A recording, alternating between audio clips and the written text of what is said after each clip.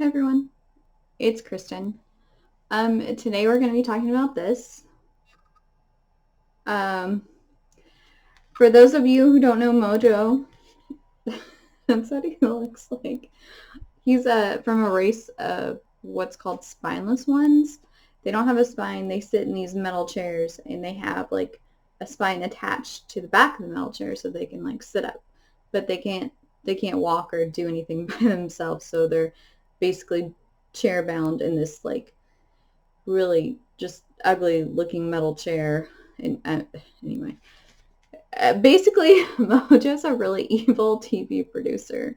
He he has on more than one occasion forced the X-Men to, well, he's captured them and forced them to be his TV stars, and he's all about ratings. Like that's all he cares about is ratings and getting good TV ratings. It's a really interesting like concept and storyline that they came up with. I mean, it's just funny though because he's just ugh. So basically we open on Rita helping the X babies escape, which Mojo actually did turn the X-Men into babies once, and of course, um, they went back to normal. But he decided that that was so successful that he created his own X babies, and so now they're trying to escape, and they're revolting. And it's so funny because, of course, they each have their own little personalities. Like Wolverine's complaining because he wants to fight them. And, why are we fighting instead of running? He's like, I never get any fun.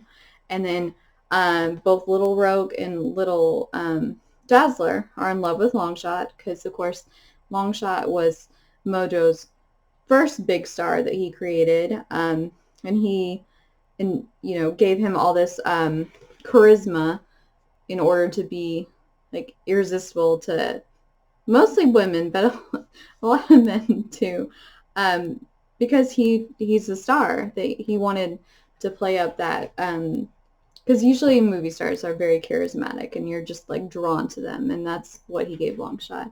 Anyway, so little Dazzler's mad at Rogue, so she trips her so that Rogue will get nabbed by one of Mojo's enforcers. But of course, Longshot saves her.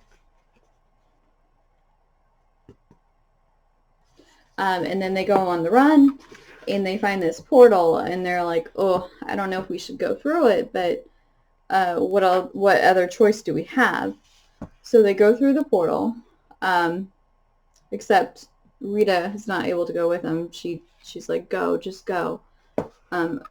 So here's another shot of Mojo, super handsome. And he has his eyes. You can see his eyes are like always open. He's always basically watching TV to make sure his ratings. And here's his chair, as you can see. And he has two like assistants, Major Domo and Minor Domo. Major Domo is they're both androids, but Major Domo's the guy, and he's really funny. He always obeys everything that Mojo says, but he does it very sarcastically. It's hilarious. And Minor Domo, she's just kind of an idiot. I mean, she does, what is asked, but she's just like, oh my gosh, what am I supposed to do? I don't know. I don't understand what's going on. Anyway, so we come in on Kitty Pryde, who's with Excalibur, and they are working out of Muir Island, that island in Scotland. And we see her, she's just like overworked, and she's just like, just wants a break. And there's Rachel Phoenix, Jean Grey, and Scott's daughter from an alternate future. It's the X-Men. It's superheroes are always complicated. And then you have Captain Britain, which is actually Psylocke's brother. And then you have, of course, Nightcrawler, which I love Nightcrawler. We talked about him a lot in God Loves, Man Kills, because he's kind of a central part of that story. And then Megan is this sprite from another dimension. You can kind of see that she has like pointy ears. And so basically Kitty's like, I just need a break. I just want to go and see my favorite band. And they're like, well, okay, sure, go ahead. And so she goes and sees her band, and the ex-babies find her on the train. And it's interesting because she like is surprised, and she phases entirely out of the train and falls into the water. And she's like, oh my gosh, what's going on? What's happening? I mean, this can't be real, because the X-Men, not only are they not ex-babies, they're dead because they died during Inferno in Dallas, everyone thinks. And we talked about that in another issue, or another video, I should say. And so basically, what I also found really interesting about this issue is that Kitty talks about the fact that her normal state is intangibility, not being like solid. And so she has to concentrate on being solid. And I just found that really interesting, because that's one of the little tidbits that are really important, but people don't really talk about, if that makes sense. It's like a little mention. Basically, like in the Girls Night Out video we did, where Rogue talks about her struggles with her Carol Danvers personality, and how in that issue Carol actually took over Rogue's body.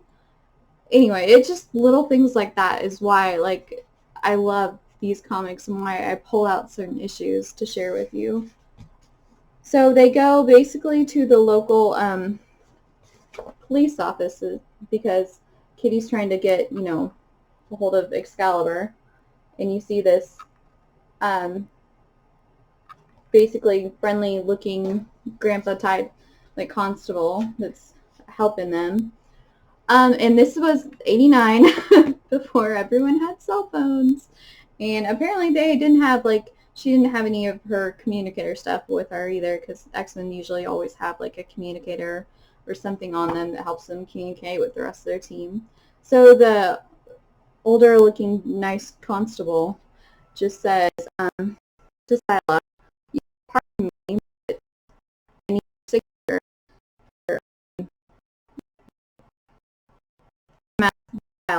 It's just a formality. So she signs, and then you find that she's the agent that Joe has hired to capture them all. So that's interesting. Like, he, sheds his disguise and basically is like, ha, you fell for my trap.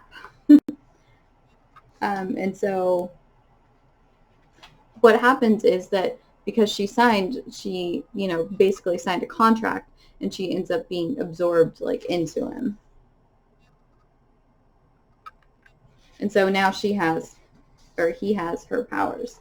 And so they go on the run again, and they go to this burger place because, the kids are like, I'm hungry, like kids always do. And this waitress comes out, and she's like, oh my gosh, Longshot, or Havoc, you've always been my favorite. Will you give me an autograph, please? And he signs it, and that's when, you find out it's the agent again. And since Havoc signed it, then he is now absorbed into the agent as well. He has his powers too. And Kitty's like, okay, stop signing things. Don't sign anything else. And so then you see the double-decker red tour bus, because of course, they're in England, and this guy comes up behind the two little girls, and says, hey, if you sign this, you can have Longshot. Like, he'll be yours forever. You just have to sign this. And of course they both sign. And of course they both are absorbed into the agent because they signed the contract, not knowing. And Colossus is like, how dare you? Because he goes after Kitty. And Colossus is, of course, super overprotective of Kitty because, they dated off and on for a long time. And so he's like, go ahead, I'll hold them off. So they leave, and they go to the train station where Kitty realizes, oh, my stuff, I can contact Excalibur. And so they go, and this lady's like, what are you doing? And Kitty's like, oh, I'm just here to get my stuff. And she's like, well, it's, my responsibility, my care. I need you to sign for it. And so Kitty starts to sign, and Wolverine's like, And so he pokes her in the butt with his claws.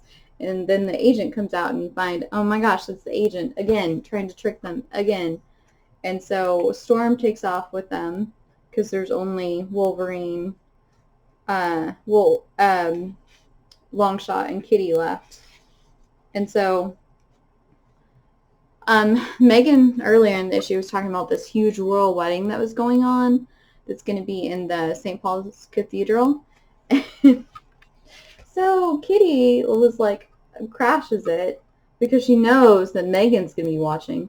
See, she phases to the floor and this sign, and then she says, Meg, this is Shadowcat, come running, because she mentions in there that Megan can't read.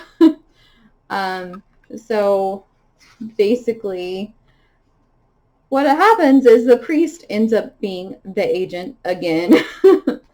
And but at that point, like, Excalibur did see the message, and then they show up, and so they defeat the agent by getting, well, Longshot helps defeat him because he's like, hey, those papers are super important. So he slices the bag off of him, and then they take the contracts, and Kitty phases the signatures out of there so that they really technically didn't sign. And so now the agent's like, well, that sucks. And basically they talked about the fact that, like, the kid said, hey, Rita was helping us, but we can't find her. Well, it turns out the agent is actually Rita that Mojo, brainwashed and, changed in order to get the kids. But Mojo appears and says, hey, look, it doesn't matter because Rita is mine. She has a contract, like a forever contract, and you're never getting her back. And the kids say, Mojo, we wish to make a deal. We'll return, to Mojo World, star in your stupid show if you get rid of Rita's contract. Burn it. So he does, and the kids go back through the portal, and Rita's like, oh my gosh, what have you done? Because Rita's like a stunt woman, and she was in Hollywood before all this happened. And so now she's like, what have you done? Are you nuts? And so she goes through the portal after the kids because she feels like they're her responsibility, and she, like, has developed this bond with them. And so, Excalibur standing around thinking, well, crap, that was a total loss. We lost the kids. We lost Rita. But you see on the last panel, Kitty's like, I don't know. You'd be surprised. I mean, yeah, they went back, but now they're Mojo's problem. So you see the last panel, you see the kids, like, making all these demands. Like, for example, we want script approval. We want better working conditions. Lots and lots of toys. We want great houses, vacations, no yelling, merchandising licensing, profit points, casting consultation, all this stuff, or else we're not going to. And Mojo's like, how can you do this to me? And they're like, well, we may be here. We said we'd stay and not run away, but we're not going to perform unless we get what we want. And they're like, well, you want us ex-babies to provide top ratings? Then you gotta make it really ultra especially nice for us. And you can see Mojo saying, help. Anyway, it's one of those, just like, as we talked about, like, standalone issues that you could take it out of, continue it, out of the series, and no one would ever really know. But I like to pick out little things, like, for example, the whole Kitty saying that her natural state is intangibility, and that she has to work really hard to keep her molecules together. That's like one of those little points that you pull out that you find really interesting, and you learn about because of this book. I mean, and plus it's just a fun story. Like, the X-Men as babies Like, that's just cute. Anyway, I hope you enjoyed this video, and I hope you'll join me for future videos. Until next time, bye.